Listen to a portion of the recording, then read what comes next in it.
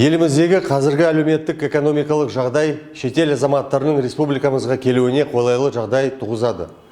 Келетін шетел азаматтары санының артуына қарамастан, елордадағы көші-қон жағдайы тұрақты және әрдайым бағалауда. Астана қаласының полиция департаменті қала аумағында тұрақты түрде мақсатты рейдтер жүргізеді. Ағымдағы жылдың 20 ақпаны мен 28 ақпан аралығында мигрант жедел профилактикалық шарасының негізінде шетел азаматтарының белгіленген ережелерді сақтауы бойынша құрылыс нысандарын, тұрғын үйлер мен саяжайларды, базарларды тексеру бойынша іс-шаралар жүргізуде.